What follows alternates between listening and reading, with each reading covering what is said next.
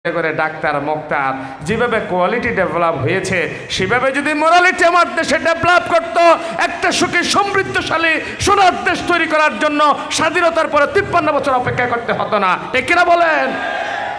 মনে করেছিলাম একটা সোনার খনি পেয়েছি, স্বাধীনতার 53 বছর পরেও আজ আমার প্রতিটি ঘরে ঘরে বিদ্যুৎ পাই না। আমার সালাতুত তারাবির সময় মানুষ মাথার উপরে পাকার নিশ্চয়তা নিয়ে নামাজে দাঁড়াতে পারে না। আমার গরিব দুঃখী মেহনতি মানুষ ইফতার সামনে নিয়ে সে মোমবাতি হারিকেন তালাশ করতে হয়, সে তার লাইটের নিশ্চয়তা নিয়ে সারাদিন সিয়াম সাধনা করে ইফতার করতে পারে না। ঠিক কিনা বলেন? প্রিয় ভাইরা আমার, মনে করেছিলাম সোনার খনি পেয়েছি, না সোনার খনি নয়। দিন শেষে বুঝতে পারলাম মনে হচ্ছে যেন একটা চোরের খনি পেয়েছি। সারা পৃথিবী সোনার খনি, আমরা পেলাম চোরের খনি। ঠিক কিনা বলেন না? ফাতালা আলাইহিমুল আমাদ, দীর্ঘ সময় ধরে একটা সময় চলে গিয়েছে। ফাকাসাত কুলুবুহুম, এবং তাদের অন্তর কঠিন থেকে কঠিনতর হয়ে গিয়েছে, মরে গিয়েছে। খাই দেয় ফুর্তি করি, নগদ যা পাই হাত পেতে নি। নিজের চিন্তায় তো বিভোর, পরের চিন্তা করার সময় কোথায়? প্রিয় ভাইরা আমার, আমাদের প্রধান মুফাসসির আমিরাবাদ পেরিয়ে 5 মিনিট আগে আমাদের মাহফিলের কাছাকাছি চলে এসছেন। যারা দাঁড়িয়ে আছেন প্লিজ আবার বলছি বসে যান। যারা বাজারে চা খেতে গিয়েছেন, হাঁটতে গিয়েছেন, চলে আসেন। কারণ আমরাও যারা বাইরে কথা বলতে যাই, মাহফিলের এলোমেলো অবস্থা দেখলে আমরা আমাদের বন্ধুদের কাছে বর্ণনা করি ওই এলাকার মানুষজন এত কম যে মাহফিলের সৌন্দর্যটার ব্যাপারে তারা সচেতন নয়। এই জন্য আমাদের এলাকার ব্যাপারে তাদের মাদারীপুরে গিয়ে যেন বক্তারা কোনো নেগেটিভ ধারণা চিন্তা করতে না হয়। এই জন্য আমরা চাই আমাদের এলাকার ব্যাপারে একটা ভালো ধারণা নিয়ে তারা ঘরে ফিরে যাক, সেটা আমরা কামনা করি। চাই কি না? চাই। এই জন্য আমরা সকলেই বসে যাই। প্রিয় ভাইয়েরা আমার, অন্তর যে কঠিন হয়ে যায় তার কিছু সিমটম বলা দরকার, আলামত বলা দরকার। কি কি লক্ষণ পাওয়া গেলে পরে আমার যে অন্তর মরে গেছে, আমি যে দুর্বল চিত্তের অধিকারী সেটা বুঝতে পারবো। নাম্বার 1, আল্লাহর আনুগত্য ও ভালো কাজে অলসতা। মানুষ যখন আল্লাহর আনুগত্যের পরিবর্তে দ্বীনি তালিম তরবিয়তের পরিবর্তে শয়তানের আনুগত্য বেশি করে, দ্বীনি মেজাজের পরিবর্তে শয়তানি মেজাজ যখন বেশি লালন করে, তখন মনে করতে হবে তার ভেতরে আল্লাহর দাসত্বের চেয়ে শয়তানের দাসত্বের অস্তিত্ব বেশি দেখা যাচ্ছে। ঠিক কিনা? যেমনটা আমরা দেখতে পাই, মানুষের ভেতর যখন আল্লাহর আনুগত্যের পরিবর্তে শয়তানের দাসত্ব বেড়ে যায়, তখন নামাজে দাঁড়ানোর পরে দাড়ি চুলকায়, নামাজে দাঁড়ানোর পরে টুপি ঠিক করে, নামাজে দাঁড়ানোর পরে দোকানের হিসাব তার মাথায় গিজ গিজ করে, আর নফল সুন্নত তাতাওয়াতের ব্যাপারে তার কোনো খবরই থাকে না। কোনোভাবে ফরজটা আদায় করতে পারলেই যেন বাঁচি, ফরজটা তো শেষ করলাম, বাকি নামাজের প্রয়োজন নাই, এমন মুসল্লি আছে না নাই? খবরদার, আপনি শয়তানের প্রেতাত্মায় পরিণত হচ্ছেন, শয়তানের দোসরে পরিণত হচ্ছেন, শয়তানের এজেন্ডা বাস্তবায়নের দিকে পা বাড়াচ্ছে। কোরআনুল কারীমে বারবার তাগিদ দেওয়া হয়েছে, জাহান্নামের ফেরেশতার নাম হচ্ছে মালিক। একটা আওয়াজ দিয়ে বলেন, জাহান্নামের ফেরেশতার নাম কি? জান্নাতের ফেরেশতার নাম হচ্ছে রিদওয়ান। কি নাম? জান্নাতের ফেরেশতার নাম রিদওয়ান। জাহান্নামের ফেরেশতারা আমাকে আপনাকে দুর্ভাগ্যজনকভাবে যদি জাহান্নামের দরজায় পাই, চিৎকার দিয়ে জিজ্ঞাসা করবে, ইয়াতাসাআলুনা আনিল মুজরিমিনা মা সালাকাকুম ফি সাকার। কিসে তোমাকে আজকে জাহান্নামের দরজা পর্যন্ত নিয়ে আসছে? তখন আমরা সেই ফেরেশতার ডাকে জবাব দিয়ে বলবো, লাম নাকু মিনাল মুসাল্লিন। নামাজ পড়তাম না বিদায় আজকে আমাকে দুর্ভাগ্যজনকভাবে জাহান্নামীদের কাতারে নিয়ে আসলো। এই আয়াতের মাধ্যমে বুঝলাম যারা বেনামাজি তাদের ঠিকানা জান্নাত না জাহান্নাম। একটা আওয়াজ দিয়ে শুনতে যে জান্নাত না জাহান্নাম। কিন্তু নামাজিদের ভেতরেও একটা শ্রেণী এমন আছে যারা নামাজ আদায় করলো ঠিকই, কিন্তু তাদের ঠিকানাটা হয়ে গেল জাহান্নাম। কোরআনুল কারীম আল্লাহ রাব্বুল আলামিন একটা শ্রেণী যারা নামাজে ছিল কিন্তু শেষ পর্যন্ত তাদের ঠিকানাটা হয়ে গেল জাহান্নাম। কোরআনুল কারীম আল্লাহ রাব্বুল আলামিন ওই শ্রেণীর ঘোষণাও দিয়ে দিলেন, ফাওয়াইলুল লিল মুসাল্লিন আল্লাযীনা হুম আন সালাতিহিম সাহুন। আল্লাযীনা হুম ইউরাউনা ওয়া ইয়ামনাউনাল মাউন। ওই সমস্ত মুসল্লিদের জন্য দুর্ভোগ যারা নামাজে দাঁড়ায় অলসতাবশত যেন শয়তান তাদেরকে ঘিরে ধরেছে। এমন মুসল্লি আছে না নাই? সে নিয়ত করেছে, হাত কোথায়, পা কোথায়, চুপ কোথায়, কাপড় কোথায় সে জানে না। মীর কাসেম আলী মরহুম শহীদ রাহমাতুল্লাহি আলাইহি দীর্ঘদিন জেলখানায় থেকে আল্লাহর দরবারে মকবুল হয়ে তিনি শহীদ হয়ে গিয়েছেন। এই মানুষটার ব্যাপারে গোলাম মৌলা রনি একটা খবর পাঠিয়েছে যে যতদিন জেলখানায় একসাথে ছিলাম দেখেছি ফজরের নামাজে একটা পোশাক পরে যেতেন, জোহরের নামাজে আরেকটা পোশাক পরে যেতেন, আসরের মাগরিব এশার সালাতে 5 ওয়াক্ত নামাজে 5টা ড্রেস পরে তিনি আল্লাহর সামনে দাঁড়াতেন। সুবহানাল্লাহ বলবেন না? জিজ্ঞাসা করা হলো কেন আপনি 5টা পোশাক পরে আসেন?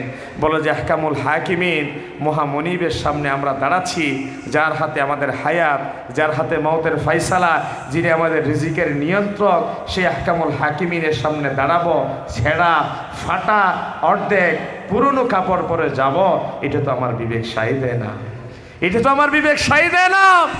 এই জন্য আমি 5 ওয়াক্ত নামাজে 5টা নতুন জামা পরে আল্লাহর সামনে দাঁড়াই। প্রিয় ভাইয়েরা আমার, কোরআনুল কারীম আল্লাহ রাব্বুল আলামিন চমৎকার করে বললেন, ফামা ইউকাযযিবুকা বা'দু বিদ্দীনি আলাইসাল্লাহু বিআহকামিল হাকিমিন। শুনে রাখো বান্দারা আমার, আমাকে তামাম বিচারকের উপরে মহাবিচারক নয়। আলাইসাল্লাহু বিকাফিন আবাদা, আমি কি তোমাদের জন্য যথেষ্ট নয়? ফাইনা তাযহাবুন, আমাকে ছেড়ে বান্দা তুমি কোথায় যাও? তোমার জন্য খাদ্য দিলাম, চাল দিলাম, ডাল দিলাম, তেল দিলাম, পেঁয়াজ দিলাম, রসুন দিলাম, আদা দিলাম, শক্ত মাটিরে নরম করার জন্য আকাশ থেকে বৃষ্টি বর্ষণ করলাম, তাও একসাথে বৃষ্টি নাজিল করলাম না, ড্রপ ড্রপ করে ফোঁটা ফোঁটা করে বৃষ্টি দিলাম। কোন জমিন ভিন্ন ধর্মাবলম্বীদের, কোন জমিন আস্তিকদের আমি কোনোদিন পার্থক্য করলাম না। আকাশ থেকে যখন বৃষ্টি বর্ষিত হয়, আর রহমানির রহিম রব বলে দিয়েছেন, রহমানের দুনিয়া ওয়া রহিম আল আখিরা। হিন্দুর জমি, বৌদ্ধর জমি, ইমানদারের জমি, বেঈমানের জমি কোনোদিন পার্থক্য করি নাই। তামাম সৃষ্টির কায়নাতের জন্যে আমি রহমতের বাড়ি দ্বারা খুলে দিলাম।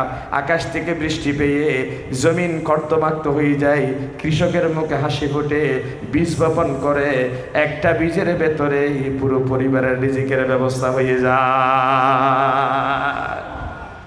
আল্লাহ রাব্বুল আলামিন বললেন, ইয়া আইয়ুহান নাসু যকুরু নি'মাতাল্লাহি আলাইকুম হাল মিন খালিকিন গায়রুল্লাহি ইয়ারযুকুকুম মিনাস সামাই ওয়াল আরদ লা ইলাহা ইল্লা হুয়া ফাআন্না তুফাকুন। আগের মানুষ, পরের মানুষ, নাসের ভেতরে শ্বেতাঙ্গ কৃষ্ণাঙ্গ, ধনী দরিদ্র, তামাম সৃষ্টির কায়নাতকে আল্লাহ রাব্বুল আলামিন প্রশ্ন করলেন, হাল মিন খালিকিন গায়রুল্লাহ, আমি আল্লাহ ছাড়া পৃথিবীতে রিজিক দেওয়ার মতো দ্বিতীয় কেউ আছে নাকি? আল্লাহ ছাড়া দ্বিতীয় কেউ তো নাই রিজিক দিয়ার। লা ইলাহা ইল্লাহু, তিনি আইনদাতা, বিধানদাতা। সুতরাং ইমান যদি থাকে, আকল যদি থাকে, দেমাগ যদি থাকে, রবের গোলামের দিকে পা বাড়াও, মস্তকটা ঝুঁকাও। নারিয়ে তাকবীর, নারিয়ে তাকবীর। আজকের মাহফিলের অন্যতম আকর্ষণ রাহবারে বাইতুশ শরফ, বাংলাদেশের 750 অধিক প্রতিষ্ঠানের প্রধান পৃষ্ঠপোষক, প্রায় 250 অধিক কিতাব লিখে ইতিমধ্যে যিনি বেশ সমাদৃত হয়েছেন, আলেমকুল শিরোমণি, প্রখ্যাত ইসলামিক স্কলার, প্রতিদেশা আলেমে দিন, বাইতুশ শরফের পীর সাহেব কেবলা শাহ সফি আল্লামা শাইখ আব্দুল হাই নদভী হাফিজাহুল্লাহ ওয়া রাআ আমাদের মাঝে তশরিফ এনেছেন। আমরা এই ঠাকুরদিঘি ঐতিহাসিক তাফসীর কোরআন মাহফিলের পক্ষ থেকে হুজুরকে জানাই লাল গোলাপ স্বাগতম, অভিনন্দন, মোবারকবাদ। সকলে বলি নারিয়ে তাকবীর, নারিয়ে তাকবীর, আহলান সাহলান, মারহাবা মারহাবা, আহলান সাহলান। ঠাকুরদিঘিবাসীর পক্ষ থেকে, পদুয়াবাসীর পক্ষ থেকে পীর সাহেব কেবলার আগমন, পীর সাহেব কেবলার আগমন। আহলান সাহলান, মারহাবা মারহাবা। সম্মানিত হাজিরিন, আমাদের মাহফিলের রৌনক হুজুর আসলে একদিনে এত বেশি প্রোগ্রামে উপস্থিত হতে হয়, থাকতে হয়, যেতে হয়। ইচ্ছা থাকলেও আসলে মাহফিল আসতে পারেন না।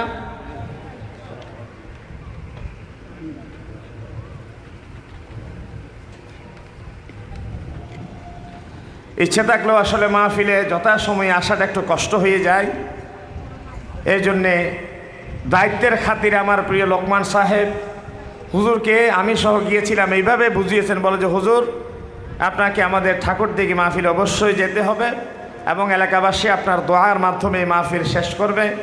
তিনি একটু বেশি আশা করেছেন এবং আন্তরিকতার সাথে বলেছেন।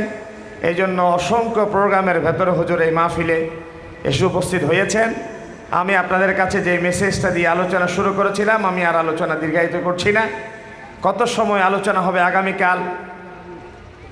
ওল্ড লায়ন, বৃদ্ধ সিংহ বলে যাকে আমরা জানতাম, আজ থেকে প্রায় 25 বছর আগে যিনি চট্টলার এই মাটি থেকে আল্লাহর কাছে বিদায় নেওয়ার পরেও যেন মনে হচ্ছে এখন আমাদের মাঝে বেঁচে আছেন আল্লামা সিদ্দিক আহমদ আজাদ রহমতুল্লাহ আলাই, যার ইসালে সোয়াব মাহফিল আগামীকাল। দেশ বরেণ্য ওলামায়ে কেরাম উপস্থিত থাকবেন। আল্লাহ যদি তৌফিক দেন আমি বাদে মাগরিব ইনশাআল্লাহ আলোচনা পেশ করবো। আমার হুজুর কেবলা লোহাগাড়া কলাউজনের একটা মাহফিলে থাকবেন, ওনারা বলেছেন যে বাদে মাগরিব একটু সময় দেওয়ার জন্যে। আমি ওখানে ইনশাআল্লাহ বাদে মাগরিব আলোচনা পেশ করবো। দেশকে তো অনেক ওলামায়ে কেরাম ওই মাহফিলে উপস্থিত থাকবেন। আপনাদের সকলকে ওই মাহফিলে আমন্ত্রণ জানিয়ে, যেহেতু প্রতিদিন প্রায় সময় কোনো না কোনো মাহফিলে আলোচনায় দেখা হবে, আজকে আমি হুজুর কেবলার সম্মানে এখানে আলোচনা শেষ করলাম। ওমা আলাইনা ইল্লাল বালাগ। আসসালামু আলাইকুম ওয়া রাহমাতুল্লাহি ওয়া বারাকাতুহু।